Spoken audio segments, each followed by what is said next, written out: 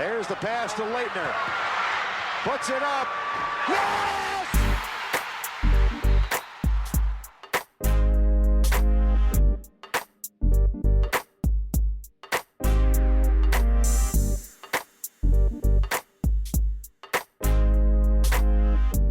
Hello, everyone. Welcome back to the Camera Chronicles. I'm your host, Ranjan Jindal, here joined by my co-host, Caleb Dudley. Caleb, how are you doing this Friday? Yeah, good to be here. Valentine's Day. Yeah, happy Valentine's Day to everyone listening. All right, so on this episode, we're going to talk a little bit about this week in Duke basketball. Duke broke its 16-game win streak last Saturday on the road against Clemson.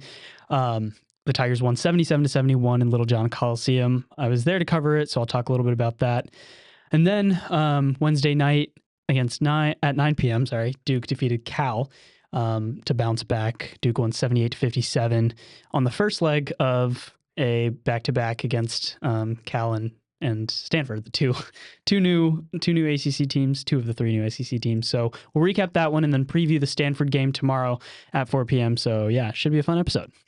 First, this podcast is brought to you by Duke Stores. Support your favorite Duke team. Duke Stores is home to the only collection of merchandise in the world that comes to you straight from Duke University. Go to shop.duke.edu for all of your Duke merch.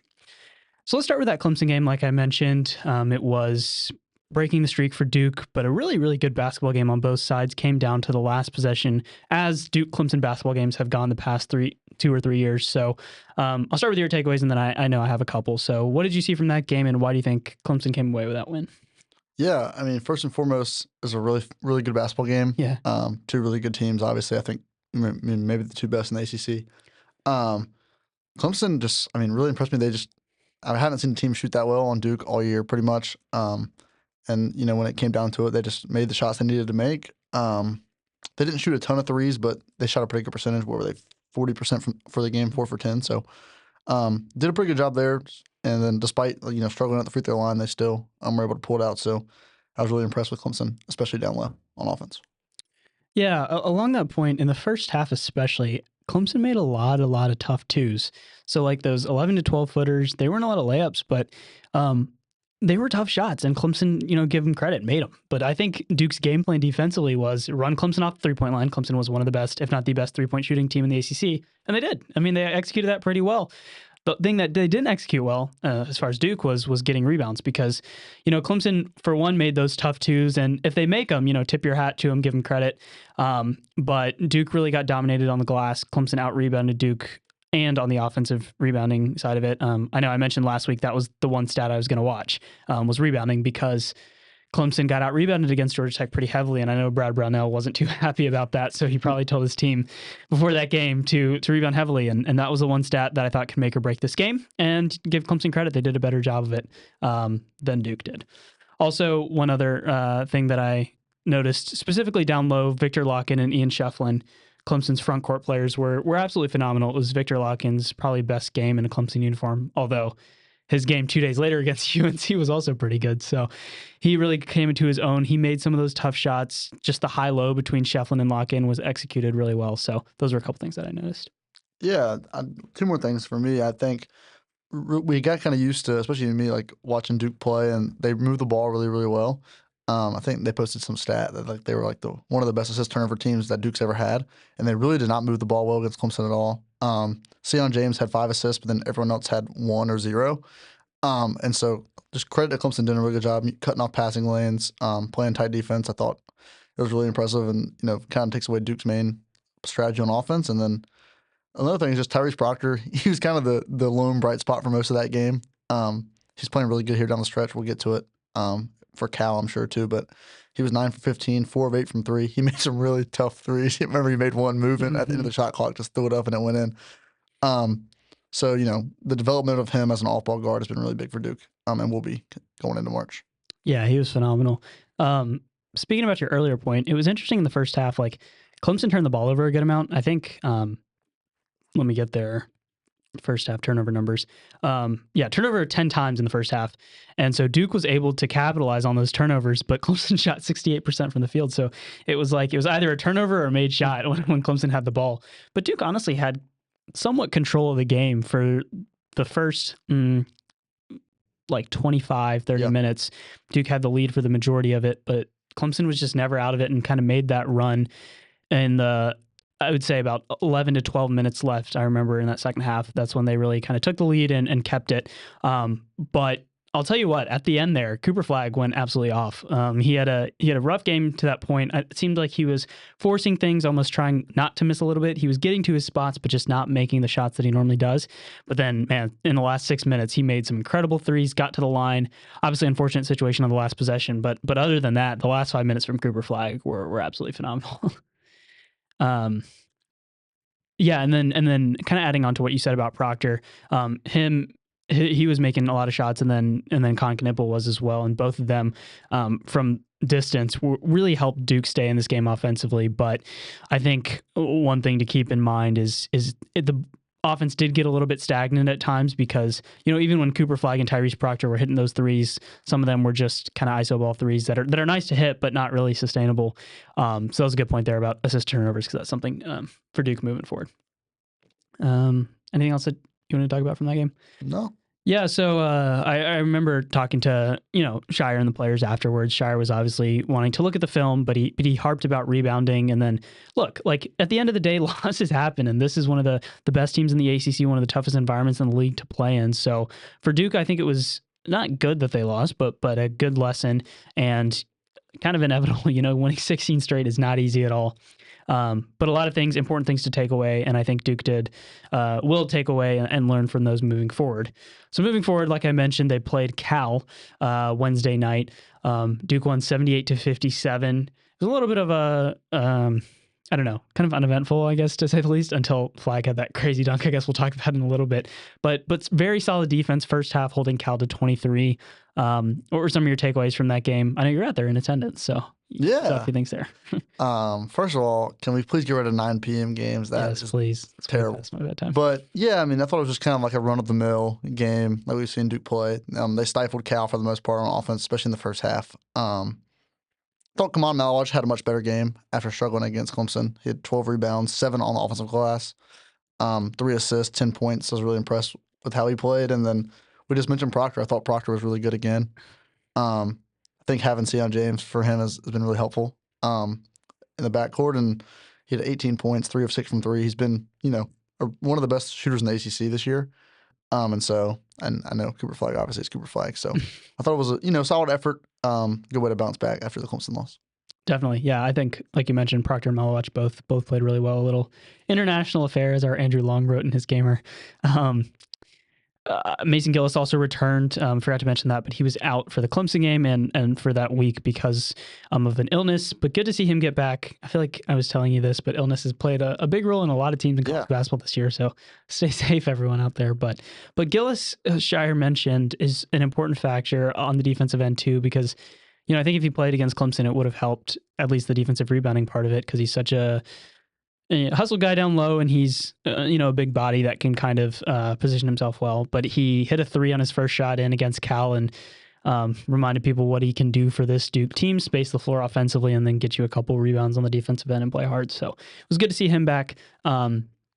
Starters played limited minutes because it was pretty much a blowout. So good to see some of the bench guys getting in. But solid win for Duke against a struggling Cal team. They have some players there, but Duke kind of outmatched them. Yeah.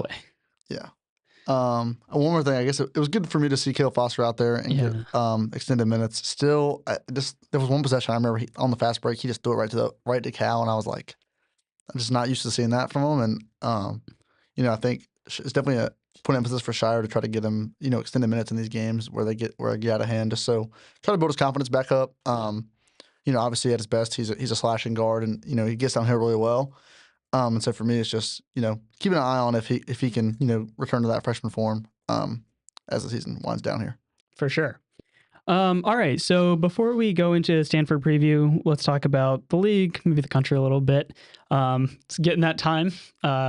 Tomorrow, I think, is the top 16 reveal. Tomorrow, next Saturday at some point, the bracket, the NCAA bracket. So that's going to come in soon. It's about to be time for conference tournaments in a few weeks. So a lot of good stuff there, but we'll start within the league for the ACC with our weekly Stock Up, Stock Down.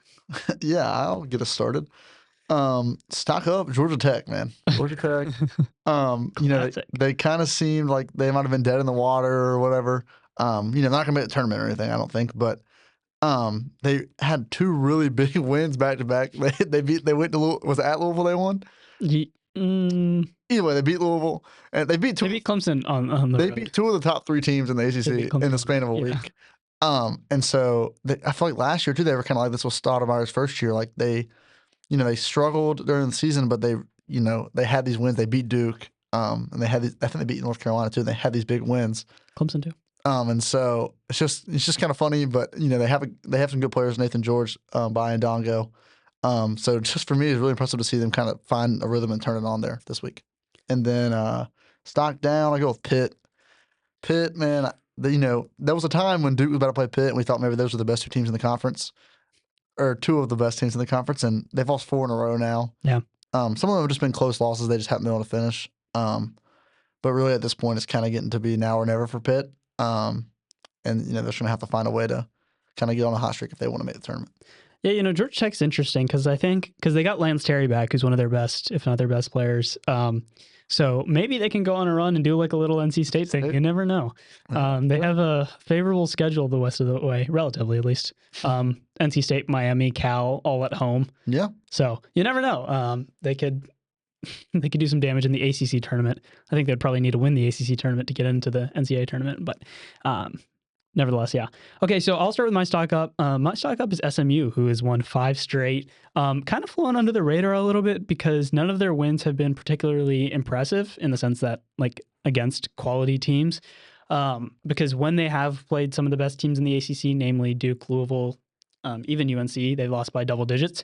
So this is going to be a crucial time for SMU because they have 3 games coming up: Wake Forest, Notre Dame, and Clemson. They welcome Wake Forest and Clemson, so 2 opportunities to get home wins. Clemson will definitely be quad 1. Well, we're not going to talk about that because Clemson's hovering around 30 on the net, so maybe not a quad 1 win, but probably a quad 1 win. And then some quality opponents. So SMU, if it wants to make the tournament, I think it's either last 4 or first 4 out or last 4 in, somewhere hovering around there right now in Joe Lenardi's latest bracketology. But they're a quality team. Boobie Miller and Chuck Harris in that backcourt are both great players. They're well coached. They can score. Their defense has been kind of suspect at times. So that'll be big, especially against Clemson coming up. So team to watch there. For my stock down, this is only a 10-minute stock down, if that makes sense, in the sense that you wouldn't stock this team down normally because they had won 3 straight going into Florida State. But Wake Forest, the last minute, but more so the last 10 minutes, were not great. Wake Forest was up by 15 against Florida State at home, maybe even more. But if you have not seen the last 30 seconds of that game or the last minute of the game, you got to check it out. It was Florida State had hit a 3 to go up by 1. And I think Tyler Johnson just thought there were only a few seconds left on the clock, and he took like a 35, 40-footer. Not that much, that's an exaggeration, but like a 30-footer with like 10 seconds left when Wake Forest was down 1. And you can just see everybody's hands go up. Steve Forbes is like, no, Hunter Sal's like, no. But even so, Cam Hildreth gets fouled with 2 seconds left and has 3 free throws with a chance to tie it. Misses the first, and that kind of ends it. But it was just, Steve Forbes called it the worst loss in his Wake Forest career.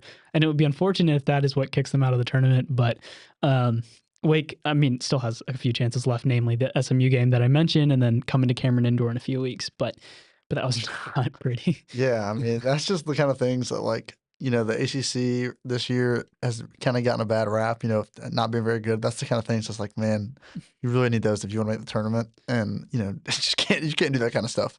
But yeah, here we are with Wake losing a shocker. I mentioned the top 16 reveal. I'm looking at the date for that, and it's going to be